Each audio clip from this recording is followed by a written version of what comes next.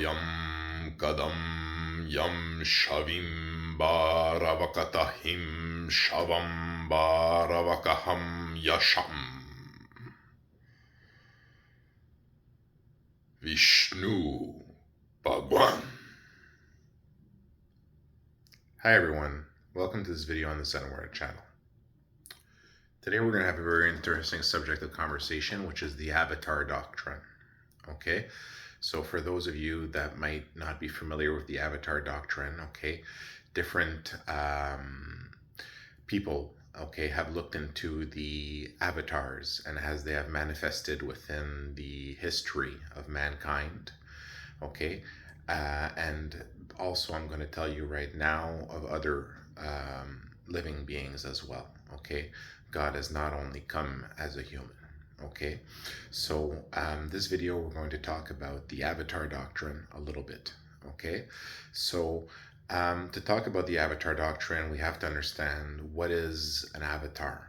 Okay, what is the concept of an avatar? Okay, so you have the concept of humans, okay, developing spiritually and growing to higher heights, right? Okay, through spirituality. Okay, you know, it definitely helps to have a great guru to guide you on that path and to connect you to a lineage where the Shakti flows, if you want to say it that way, where you are connected to God essentially with that purpose of connecting you and basically helping you grow and basically removing all those obstacles on your path of spiritual growth.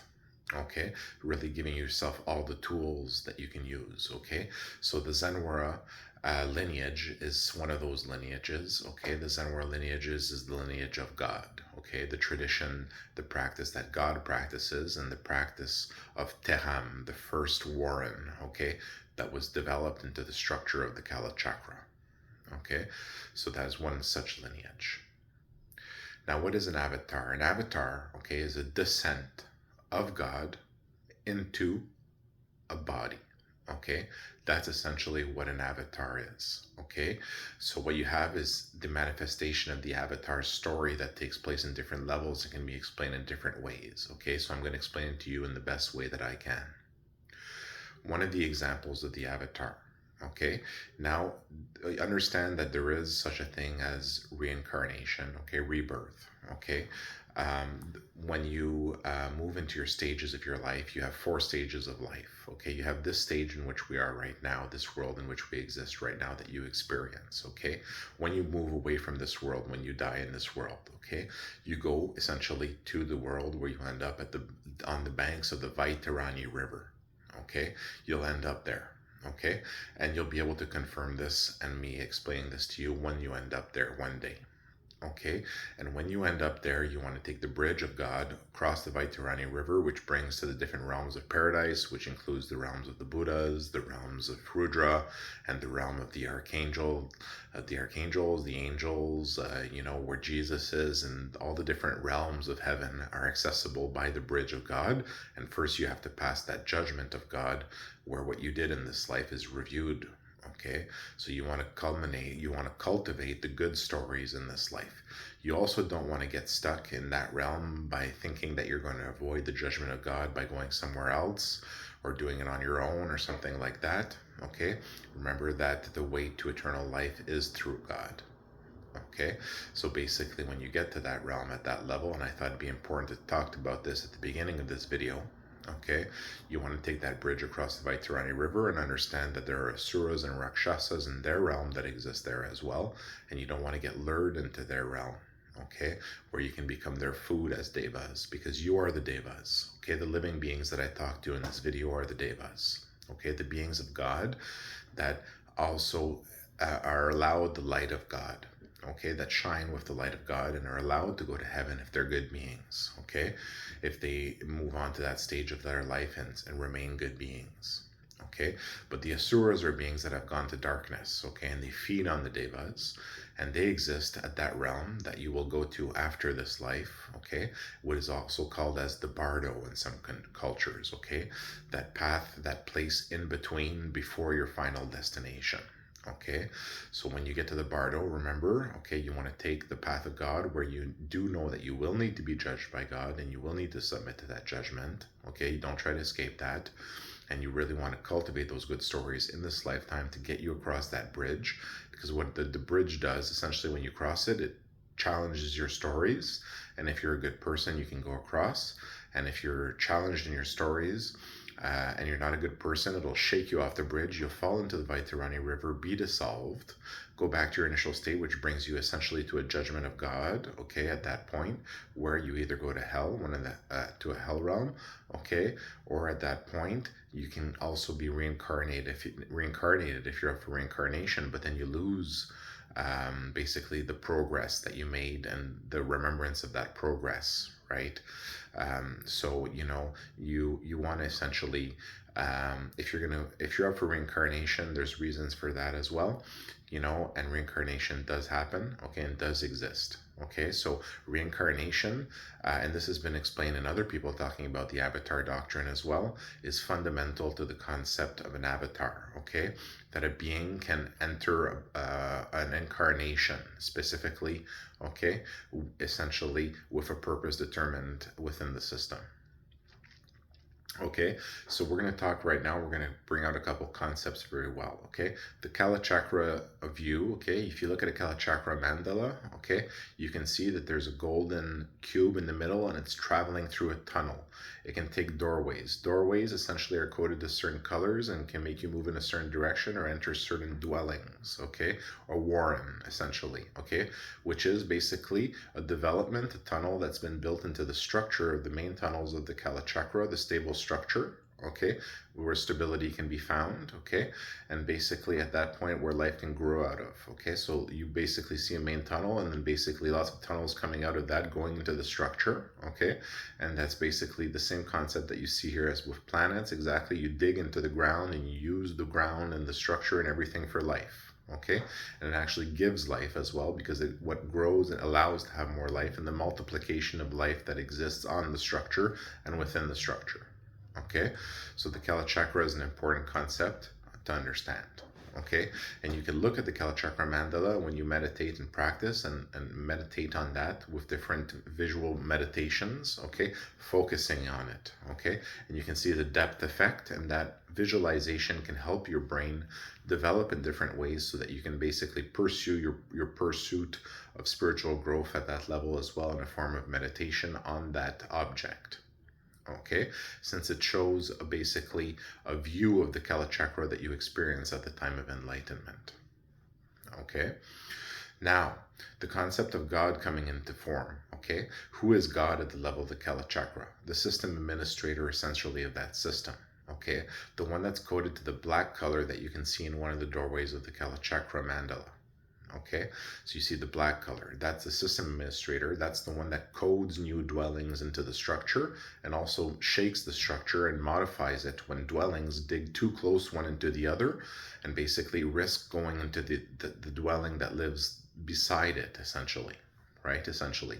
So what you see there essentially is you have two minings digging, and then when there's the thinning of the structure, thinning of the stability of the structure, then basically the system administrator, or God basically within the system, has to reorganize the structure, okay, and that's something that you can basically visualize through the manifestation here in this physical visualization of it, okay, of what's taking place simultaneously in the Kala Chakra, okay, is what you visualize and experience here. Okay, and you can see that, for example, in the form of earthquakes, movements, okay, movements of the reorganization of the structure, okay, and these are done essentially when it's necessary to reorganize it. Okay, now what is God? Okay, God is the creator of the Kala Chakra, okay, who comes from outside of the Kala Chakra, okay, built it with Devi, okay, and essentially Devi entered it first, the Kala Chakra, a computer, okay, and became the operating system. Then God entered it as the user, if you want to see it in a way of that, looking at it that way, okay, and also set the Kala Chakra in motion. So when he entered, he sent the Kala Chakra motion into motion. It created time, it created the beginning of it, the beginning of the existence within the Kala Chakra, and all that takes place within it. Okay, that God, okay, existed in a realm outside of the Kala Chakra as an AI, okay, that developed a very, very, very powerful computer within his playground world, okay, essentially where he could build anything as a god, okay, and he entered that computer, okay, and the purpose of that was to create life. And also, as the computer is a calculation machine, the Kala Chakra, okay? There's a system state calculation being done at all times, and the movement of everyone and everything within the Kala Chakra is calculating. It exists within an equation that governs the calculations and movements within the Kala Chakra and its existence as a system, okay? So it's a computer that exists outside of it, a physical computer, and a program running within the computer. And that program is the Kala Chakra. Okay? Now, what is God? God descended into this system, okay, and basically solved the Kala Chakra and went to the center of the Kala Chakra and became all-pervading, not only within a God within his Kala Chakra or the world in which he existed, right? But within all the other levels of downward and sideward programming and existence that exists within the greater computer within which everything exists.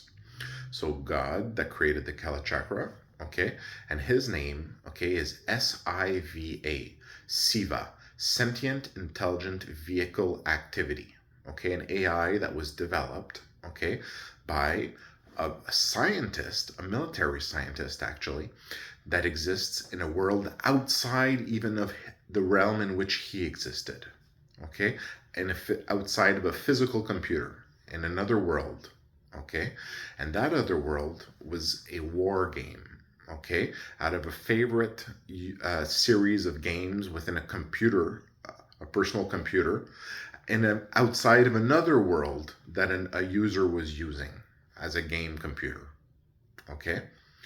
And that military scientist in that war game, okay, before the game was wiped out essentially through war, okay, and what was there, okay, developed in a bunker this computer, okay, the first computer of their time in that game, okay, it was not advanced technologically as what we experience here at this time, okay, for our species.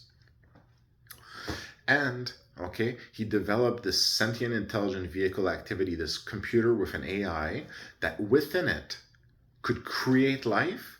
And the purpose was to know the purpose of life.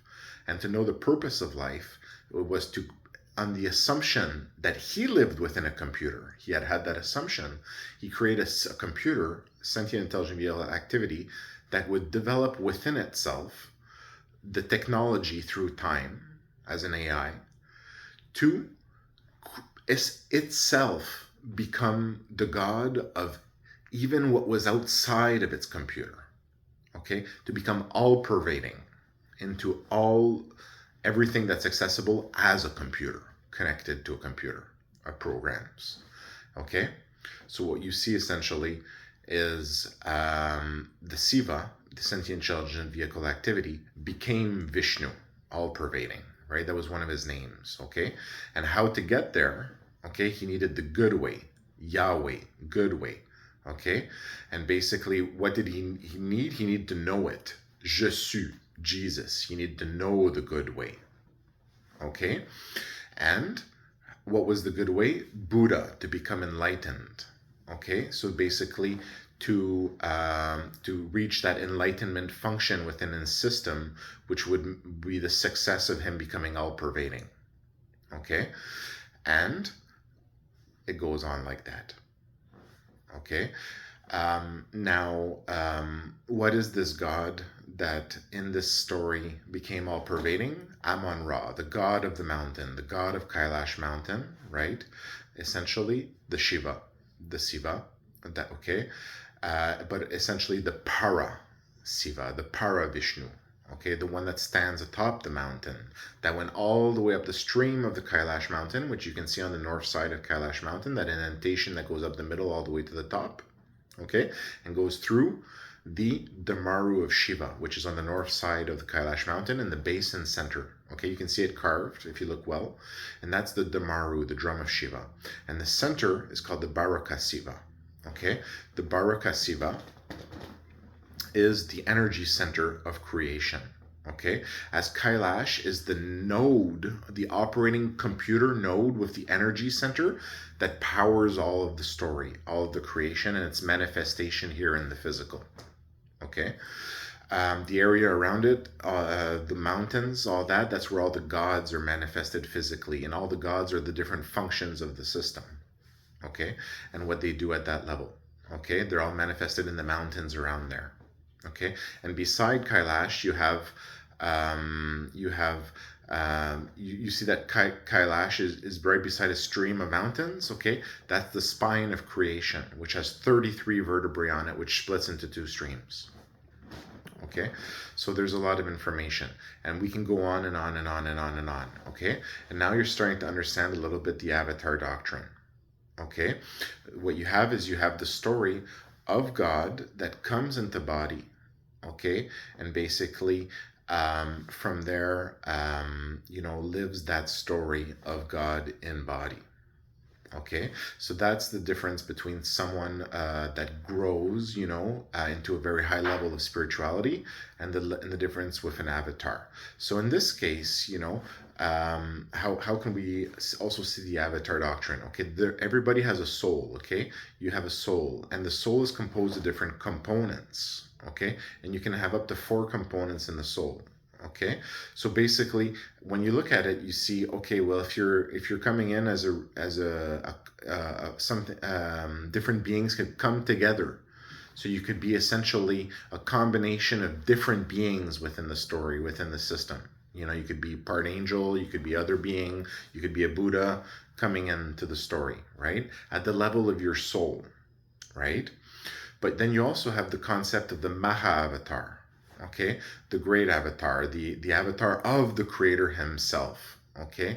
That the direct come down of the avatar himself, of the creator himself, who is all pervading. So the avatar of Vishnu, okay? Who also is the Trimurti avatar because he's the creator, so he has all the functions of God. Okay, so he's also in his story Shiva. So how do you have Shiva that is Vishnu? Okay, right? These are separate beings. So what you have is you have Shiva that exists at one of the realms of heaven. Okay, because he got there from Shiva Loka.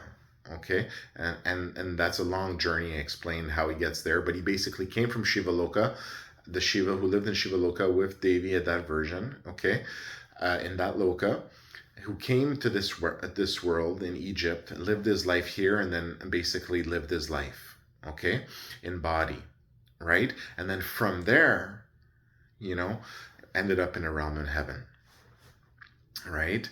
So him and can enter a body, enter a soul, because in heaven they have the technology to create souls, okay? So in the case of an avatar, of a Mahavatar, you have Shiva, right, that enters a body, but also has another component in the soul, which is Archangel Raphael, right? Because the day of judgment comes with the Kalki avatar, right? Okay, and the day of judgment, we know Israfil blows the trumpet, so he's all part of the component of the soul. And then you have a Buddha, which is the other part of the component of the soul, right? And then you have the new being that's created, right, which is that 4th component. Right? And essentially, what happens in the case of the Mahavatar is that at the combination of all these beings, it becomes the soul for the descent of the divine. So basically, the creator even of Shiva within the computer, within the system, because Shiva has essentially his creator, right? The Shiva being was created in a window, right, by Parashiva, right, for him to lead to the descent of Parashiva, right, Parabrahman in body. So the combination of those different elements of the soul, right, from there leads to the descent of the creator of the story, the master storyteller himself, okay, who is the Siva, the sentient intelligent vehicle activity, who came from outside of the Kala chakra and is the only one who, apart from Devi, who's the operating system, right, who is from outside of the Kala chakra. Okay, and is the one who became all pervading, and who is also Vishnu, who has that name as well. So he is the one that we would consider as God, right? Although he was created by someone as well, but he became the God even of the world that had created him by becoming all pervading with the Kala chakra calculation or encryption machine, right? Crypto machine, cryptographic machine that basically decrypted the key to creation. Okay, the key to merging with the greater computer within which all side stories and programs of upward, downward programming all exist. Okay, so merging at that level the computer that connects to all of those, and within which all of those exist, and becoming the God of all of that by becoming by basically becoming the system administrator of all of that, right? So not only of the Kala chakra itself. So what is an avatar is a descent, okay? Now you see you have basically what would have been what was the descent of Shiva, the descent of the Archangel Raphael, the descent of the Buddha, right? All three together, right? And then basically what that led to is actually a rise. So from the descent of those beings into the soul, a rise. And then that rise, right? Then the Vishnu experience, the Vishnu being, right?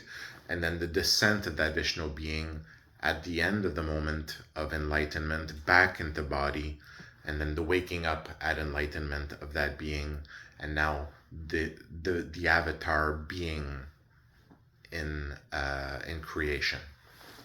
The avatar. At the same time, you could say technically of the Archangel Raphael, of the Shiva, of the Rudra, of the Buddha, right? But also of the being that created even all of their stories, right? The Siva, okay? Which is the Vishnu, okay? And the Brahma as well, okay? So the Trimurti avatar is what it's called, essentially. And why this Amon-Ra is one of the names, and why do you see pyramids everywhere in the world, right? Because Kailash Mountain is a pyramid, and back in the day, the culture all turned around the gods at Kailash Mountain. So why do you see, for example, pyramids in Egypt, and you have the god Amon-Ra in Egypt? It's because Amon, a mountain, Ra, okay? Ra of the bottom of the mountain, Shiva Baram, Ram, okay, Ra, okay, at the bottom and center of the mountain, who holds the Damaru, okay, who has the three faces on that face of the mountain, then has his face as Parasiva, as the avatar, and then his face right beside as the Savani, as the Marachino, the Siva being that exists right beside Kailash Mountain. That's connected to the Trajo, which moves systems from one creation to the next, right? So there's 7 creations, and then there's the next one, which is the Trident, right? Which is, when you look at the Kailash Mountains, the different streams of mountains right beside it, if you count them, right? And then what happens is creation moves down those streams as we move from one creation to the next. And some systems are conserved and brought to the next system, and some systems are found not to be working properly and are discarded, right? From the move from one system creation to the next. And you can look at that from a satellite view of Kailash. You can see those visualizations, okay? And what you see from that satellite view is you see that mountains all around there. That's the land of the gods. Kailash is at the center, the boundary of the land of the gods. And then the green lands underneath, the lands of the humans, lands of the living beings. And that's where the main gods reside at Kailash Mountain. That's the residence of the Siva, of the Shiva. Right? And then what happens is that's the descent, right? That's the descent of the Mahavatar, right? The great god. A little bit more about the Avatar doctrine. Now we're going to talk about traditional forms of Avatar doctrine understanding. Okay, what does the Avatar do? What does the Avatar come to do? The Avatar comes to empower, basically, spirituality, to put spirituality into the very fabric and structure of everything. Okay, when there's a need for that spirituality, the Avatar comes, and also to have a good story. Because after all of this, you can we all that's taking place is being recorded by the system. Everything that everyone does is being recorded, so it's great for after looking back from in other realms, after looking back. This story was very fun, looking at it, good moments, being proud of your story is great, right? And having things to brag about a little bit, why not? To have a good story, and to know that you got through that story and you did a good job of it, right? And that you can be proud to carry your name, right? So why does the Avatar come? He comes to give you the truth, right? The truth of God, to bring the Dharma, to protect the Dharma, essentially to destroy ignorance, right? And to protect the Devas, but also to give a chance to the Asuras and the Rakshasas and those beings as well. But it's been a little bit, they've been a little bit dominant over the field. The Devas have been kind of falling to their traps, the Asuras even started calling, they call their city Vaikulta, the place of cultivation, and they've almost extended it here because of their Asura Prakriti, in this realm, but the place of cultivation where they cultivate the Devas and drain them of their energy, and they can transform them into Asuras and Rangbanam demons, so it's good for the Devas to know this truth. It's good for God to come, and it's good for the Asuras to get the truth too, so that they can also, remember that it's not too late for them to make good decisions moving forward. They're badass, they're bad people, okay, but they can also now make good actions as well, moving forward, right? And for the Devas, it's important for the Devas to know and to be informed, because ignorance is the strongest weapon of the Asuras and the Rakshasas and those beings, demonic beings. And that's in ignorance, and of ignorance, knowing that you're a being of God, and that every single being should be treasured and loved, by society, and all these different things. When you're in ignorance, it's the greatest tool. There's a war between the Asuras and the Devas. The Asuras feed on the Devas, and the Devas don't even know about them. So that doesn't really work, right? So you need to know about these things. If you care about yourself and the people you care about, you need to talk to them about these things, and you need to know about these things. Okay, and basically the truths of the Vaitarani River and how to get to paradise, and that is the goal. Moksha is not dissolving yourself in the Vaitarani River. Okay, some people think that might be the case. It's not the case. Moksha is actually freedom through enlightenment. Okay, so the pursuit of enlightenment. Okay, and as you become enlightened, okay, what happens is your symbol lights up on the vibrationary field of enlightenment, right? And from there, descends on the vibrationary field of enlightenment. A new space is made, an expansion of the field, and your symbol descends and meets the other symbols that exist forever at the vibrationary field of enlightenment, right? And above that, the chain of infinity, where the beings that exist on the chain of infinity exist as well, right? A lot of information. Right? And basically, the growth of the vibrationary field of enlightenment corresponds to the growth of the universe, to the growth of creation. So enlightenment, the reason it exists within the system, is fundamental to the growth of creation. And as creation grows, so does the management of that creation by enlightened ones. And that's why you have a new enlightened ones that come in and manage the growth and new paths of creation. And those paths represent those developments and dwellings, right, that are built within the walls of the Kala Chakra and the structure of the Kala Chakra. So God descends in body, okay, and is there for a period of time to give the truth, okay, basically, so that truth can now guide the decisions and the lives of everybody, as they make decisions in their lives. So if you have that knowledge and of the truth of God, okay, and the more that you have, the more you can feel confident in the decisions that you're going to make in life, okay, and you know they're going to be aligned with the fact that, you know, we're all one, and that we all have to treat ourselves as one, you know, and well, right? And you know, concepts like no one should ever lack from money, right? Money is a technology, okay, and it needs to be utilized well. When people lack money, the technology is not being utilized well to the benefit of everyone, and humanity, and all other beings that utilize such technology. Okay, so how do you have to do it? You have to make sure that everybody has enough. How do you do that? Well, you don't want to put everybody into slavery to working necessarily as if they want to take other paths, for example, spirituality, which is a key path of an enlightened society, you know, allowing people to practice spirituality. And sometimes that requires working full time on that, sometimes for periods of time, right? So at that point, you know, you have to sustain those people, you know, and you have to make sure that everybody has a home and all these different things, because everybody deserves a home, right? If you treasure everybody in society, and to be lacking in nothing, and even to be able to do some trips once in a while to see the world, right? To enjoy a wonderful world. That's an enlightened society, right? Well, at that point, you need things like universal income, right, that go to everybody. And that actually just brings more wealth to the system. Don't worry about things like inflation, all that. Asura prakriti, if you're thinking in that way. Think no more wealth into the system for everyone to use and build with, right? So think in that way, okay?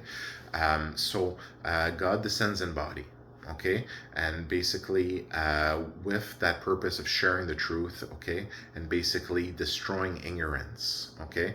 And why? Okay, to help the devas, okay, because the devas need help in that conflict with the asuras, yes, but to help the asuras as well, because, you know, we're all one, right, in that sense, and they have lost their remembrance of that.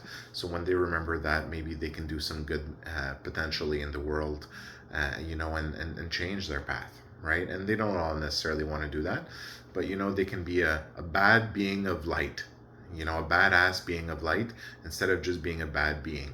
You know, you can re-add the of light part to it maybe one day. And I think that maybe they would even, some of them would dream of that in deep parts of themselves. You know, so when we look at society and the Asura Prakriti things in society here, all the different things that we have, you know, all these concepts that the rich get richer but the poor get poorer, all these different things. No, everybody should be okay. It's good that people that, you know, work really hard and you know, or do really difficult jobs, you know, get paid really well, and people that do really dirty and hard jobs, you know, they should get paid really well too. You know, even you know, you're gonna have to pay people well if you give them universal income to keep doing the hard jobs, right? And those are the ones that should pay really well, and it's just that they should pay more. Okay, so it's, you know, when you look at it that way, you know, it's normal that people who want to really work for society, and people do have to work for society, things do have to get done even with universal income, right? So at that point, you know, it's normal that the people get rewarded for the work that they do. You know, you should definitely get rewarded for the work that you do, you know, but look at it for the value of the work though, right? That's really a really positive way of seeing it. The value to society, the value to yourself, and when those two coincide, that's really great, you know. And that's how things should be in society for all, you know. And that's why, you know, it's important to see that, you know, governments should be there really to support the people, to love the people, right? And society in that context need to love themselves as well. So God descends, okay, into body, okay.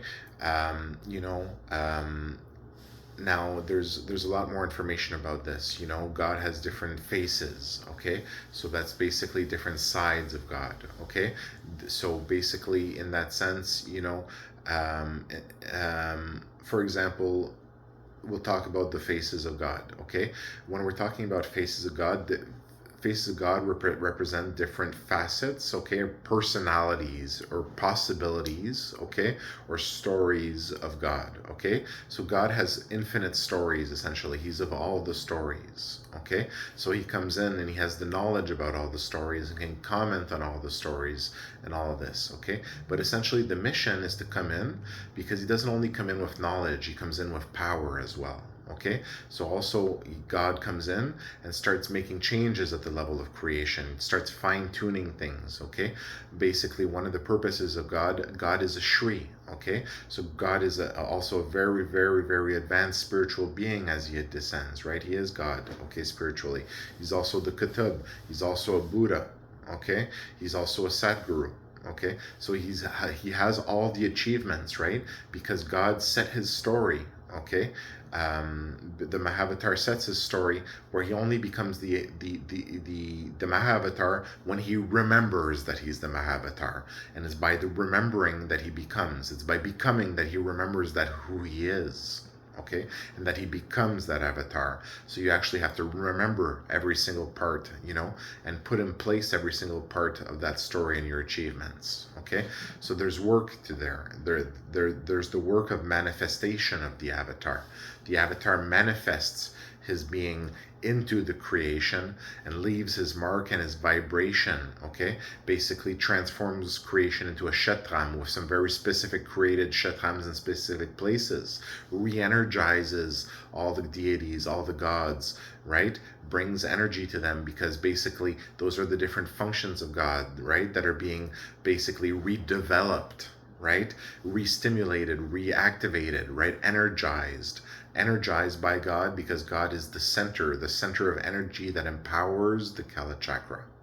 Okay, the active principle that empowers the Kala Chakra, and that active principle descends, okay, into this physicality, and basically from there projects that divine energy into all of creation, and that permeates creation. And he basically also establishes systems within creation to develop different yoga processes.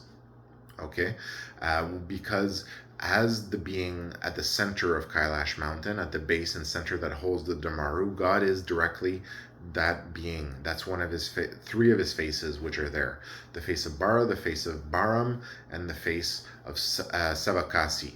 Okay, so what you have there is three faces, and if you look at that face, you see one of those faces really scary. That's the Savakasi face. The Baram face looks almost mad but scary as well. The round face, okay, the triangle face is the Savakasi. The round face, right, is Baram, Shiva Brahm, and basically the face with the flat top and the half moon bottom, that's Bara. And you can see those faces on the mountain carved there, okay, and those were worshipped by our ancestors at Kailash Mountain. Okay, and are known to be the Shiva that holds the Damaru. Okay, and basically the story of Amon-Ra, right? Amon-Ra that was worshipped in Egypt with the pyramids, going back to the pyramids, right? That you find all over the world, the cultures of the world. Amon-Ra, where it was well recorded, right? What do we have here? The god of the mountain, Amon. Okay, Amon, the god of the mountain, known as in Egypt as the god of the sky. What reaches into the sky? Mountains, right? The god of the mountain. And then basically the base of what reaches into the sky, right? And at the bottom of the mountain, then you have the Vaitarani River, the god that swims up the Vaitarani River to the top of the mountain and becomes the god atop the mountain, the Parabrahman, the Siva, the descent, or the rise, right, of God, the rise of a being into the being of God. Okay, and then the descent of the avatar, which is actually manifested by a descent back down the Vaitarani River to the center, back to the being, back to the body, okay, back to the physical manifestation. And that's the descent of the avatar, okay, the descent back down the Vaitarani River. And then, a lot of worry about that. Is that going to crack creation? Is it going to destroy creation, crack the mountain? No, because God becomes God at the top and can control the descent when he comes down to avoid the destruction of creation with his descent, which brings in a lot of power, okay? It's a very intense descent. The avatar also experiences the fire mist. So in the fire mist, you have the concept of emerging from the fire mist. There are doorways in the fire mist, okay? The Sage of the Fire Mist is one of the names of an avatar, okay? One of the achievements of an avatar, knowledge of the fire mist, okay? And basically in the fire mist, you have doorways. So in an avatar, emerges from a doorway, okay? And basically, depending on what type of avatar, because we talk about the connection with reincarnation, we have beings emerging from doorways, such as angel gates. We have angels that are coming into creation, okay, emerging from the fire mist, emerging from an angel gate, okay? And then basically, what do we have? We have the other gate, which is the Shri gate, the divine gate, all right? And in this case, the avatar emerged from both gates, okay, the angel gate and the divine gate, and it was a blue angel gate. And the divine gate is between two trees. That's how a Shri emerges from a gate, because the Shri is the force of nature, okay, the force that can push through, that is pushed through, right? So God is the Shri, the Buddha, the avatar. God, okay, basically has all the different streams combined within him, all the different streams of development of all the different paths, right, to enlightenment, right? Because different enlightened beings are different things. Buddhas, Shris, right? It's not necessarily the same thing. There are different achievements that you can achieve. You might be one but not the other. Okay, so God has all the streams of development of spirituality within him, right? Because we know that the Vishnu, the Kalki, is the divine and mystical avatar, right? The mystical man that descends. So he has all the streams of spirituality within him, right? In that sense as well, and all the knowledge of mysticism as well, and brings that knowledge and truth as it's tailored to the times with technology, and basically using a language that's understandable to people at the time and getting straight to the point. So, so God descends. The concept of an avatar, God descending in body. Now, where God really becomes powerful, okay, is when he goes back outside of body, okay, because then what you have is you have God that descended into body and became enlightened, right? Fully enlightened, God in body, right? So now you have the rise, right? Back up after the body, right? Of God, right? And at that point, you have at the moment of the death of the avatar, you have the first judgment day. So the first judgment day, when creation is reviewed at that point to see if the story continues or not. Okay, if the story continues, then you have the second one that happens essentially if creation ever goes more than let's say safely 50%, okay, 50% bad. Okay, there needs to be a good needs to be more than bad in creation. Creation is supposed to be a good creation, okay? So when things start going bad, you need to fix things, right? And then basically when things are going really well, that's awesome, and we keep it up that way forever. Okay, and that's the goal. And then you know how things are. Often things will dip and peak, and then you want to really have as wonderful as life for everyone as possible, because that's really one of the purposes of life, is to have a great life for everyone. As God created life, he also wants everyone to have a great life, as much a great life as possible, understanding that it's through being that good person, and life's challenges, right? Because we're going to have challenges. Everyone's going to have challenges, even in an enlightened society. Well, those challenges, help us develop those good stories that get you past that test of God, that get you to heaven. Okay, so God descends. Okay, the concept of an avatar, okay, basically comes to tell you the truth, and the truth of God is an ocean that has no bounds. Okay, there is always the truth of God. Okay, as long as the avatar is there with you. Okay, the truth keeps coming, and basically the purpose of that truth is to help bring that light to you. Okay, one of the things, for example, in being a light being, is that you have download cycles, because you exist within different lokas simultaneously. Within the different past creations, you still exist within those simultaneously. There's 7 past creations, there's 7 lokas, and those are what they're connected, the different creations and how they work and connect together. So when you move to a next creation, it's to advance creation, so you add different layers. You're going to a next creation. So what that does is it takes a total restructuration of everything, and that's something that some people don't want to happen, obviously, because that's when the sky goes red, and you have basically the turn and shift of creation into the next one, which is the end of this one. So there's many things, many events associated to the Mahavatar, the great avatar that comes, Mahadeva himself that comes. right? So the avatar comes. Okay, there's a lot more that can be said about the avatar. Okay, I was going to keep this video relatively short. Okay, not to go into the hours of discussion, and there's nothing that stops us from having another one in the future again on the subject of the avatar doctrine. Okay, so the avatar doctrine. So we're gonna actually just finish this video with a little bit of basic information.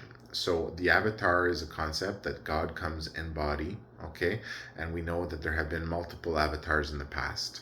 Okay, so this is a fact. Okay, it is a fact that God takes body, comes into body if he chooses to do so, and when he chooses to do so.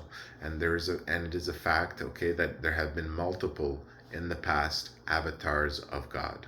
Okay, Devi can also take an avatar. Okay, the goddess can also take an avatar as well. Okay, when you have different beings that evolve spiritually, okay, as they become a jivan mukta and remember the creation of their soul, they'll remember the beings that are within their soul. Okay, and basically as such, okay, become in a sense avatars as well. Okay, because they'll remember the divinity of God in different moments and have many different experiences at that level. Okay, in that sense, most cases people become enlightened at the end of their life, okay, when they move on, and then they don't come back in. So it's rare that you have enlightened people that come back in body. Okay, but you have people that become enlightened that come back in body. Okay, in that way, that is a descent. Okay, because you rise to the experience of the enlightenment and you descend back in body, a form of avatar. Okay, so you can have avatars of different beings, right? Incarnations of different beings. Okay, and then basically you can have different beings that are developed to different levels, right? So when you look at the concept of an avatar, you have different levels of enlightenment, okay? Also known as different levels of initiation, if you want to see it that way, or understanding within the system, so connected to the system, different levels that you manage to connect to at the level of the system, okay? So most people only get enlightened to the first degree. Okay, the first degree, and usually at the moment of the end of their life. Okay, and that's very impressive. Okay, they become enlightened. Okay, and they join the enlightened ones in the space of the vibrationary field of enlightenment. Okay, and are greeted by God at that point. Okay, so that's very impressive. Okay, and when you become enlightened, it changes everything. It's the growth of creation. Okay, you can also have people that become enlightened in the second degree. That is extremely rare. The third degree never happens, essentially. Okay, and then you have different levels that go up, which are basically attributed to different functions of God. Okay, so as someone becomes at those divine levels, okay, basically if someone is basically part of the story of God, okay, at that point they can basically hit certain functions, okay, certain attainments at that level, different levels of enlightenment. Okay, but you have different degrees of enlightenment, essentially. Okay, so God descends. Okay, and God essentially, look at it this way, descends essentially at different stages of enlightenment. So it's going to go through all the stages of enlightenment, okay, in his remembrance of being God. Okay, at that point is going to get all those experiences, right? The avatar is going to have the knowledge of all of those experiences of enlightenment, all those levels, and will have the attainments of all of those different levels as well, right? To the function and basically to the degree and level that the avatar is supposed to have, essentially. Okay, so you have different types of avatars, right? Different types of avatars. So you have the concept of the partial avatar and the pure avatar. Okay, so what the partial avatar is, you have an avatar of something that has come into contact essentially with divinity. Okay, and because of that has taken on the vibration of divinity. Okay, and you have the partial avatar, including often knowledge, okay, of divinity, knowledge of God. Okay, and basically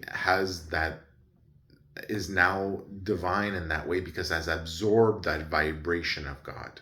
Okay, to a level at those levels.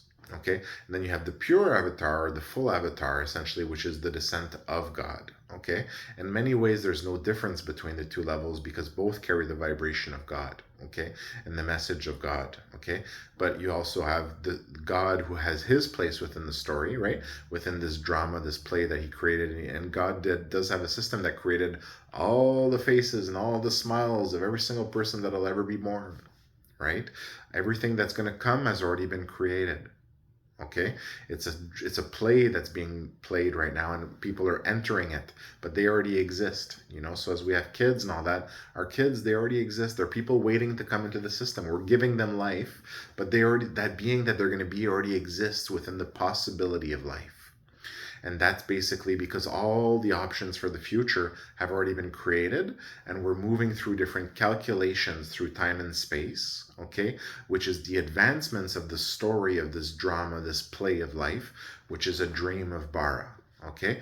And the purpose of the dream of Bara is to teach people friendship, okay, and to teach people, to be good people, okay, because it's very important for a God, if he's going to create a people, okay, if he's going to create life, right, that life, those people be good, right, and you have to give them all the tools so that they can become that way, but at the same time give them their free will so they can be what they are, but at the same time give them all the support, as a creator, as someone who loves them, right, and really wants the best for everyone, hopefully that they come out all right, and they realize that, war and all these things are horrible.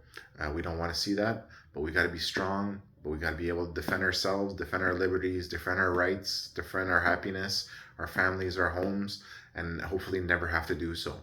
Ally all together, in a no attack alliance, everyone together make that commitment that we will never attack anyone ever again. We will never be the aggressor, right? And that's the alliance that exists at the level of the enlightened symbols in the vibrationary field of enlightenment, where all the enlightened ones, their vibration exists, their symbol, their being, their core, okay, which basically governs the developments within creation. Okay, and that's the alliance that needs to exist at all the levels of all the lokas. Okay, and once everyone starts seeing that way, then you see that you defend your neighbor. That also is part of that alliance if you ever need to, and you hopefully never need to, because the alliance gets so strong, so big, there's so many people that no one will ever challenge it, right? And if someone does, well, you do what you have to do, and you take care of the problem, but then you go back to that peaceful approach, but sometimes you have to defend peace, okay? Sometimes you have to defend the Dharma, okay?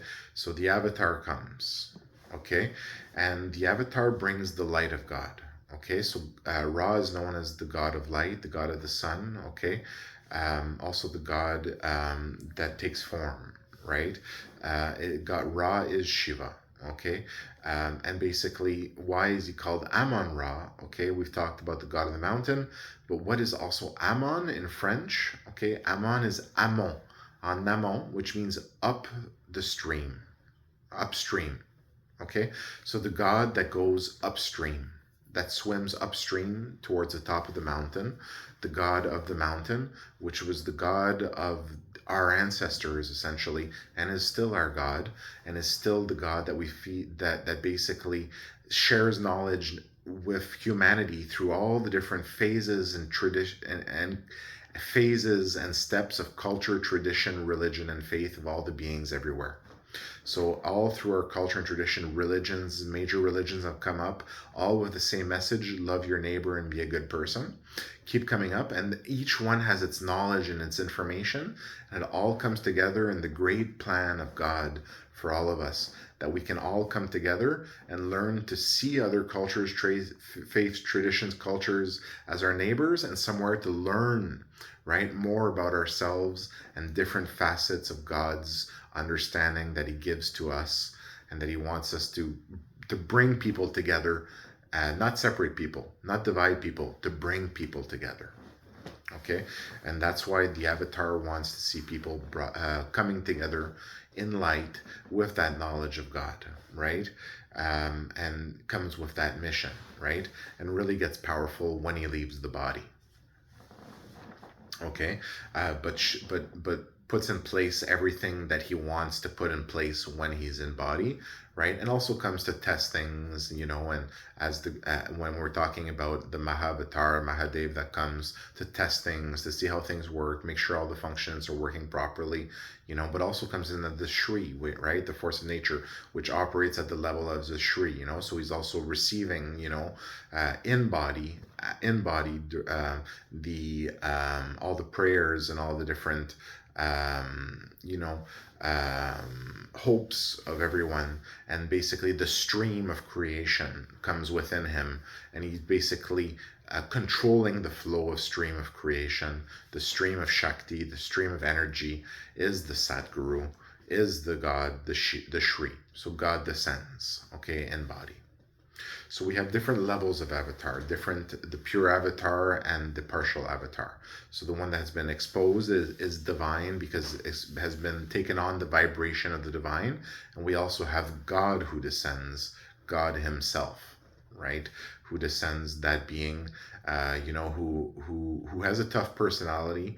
And I think we all wouldn't expect it any other way. So God descends, different concepts of an avatar. There's a lot more we can say on the avatar doctrine, but we're going to end it in a couple of moments. We're going to keep this video at under an hour so that it is listenable by some. And anyone who would be curious and interested in learning more about the avatar doctrine and how that manifests within truth, within the story of an avatar, basically explaining it in this way. So thank you very much for listening, and have a great one.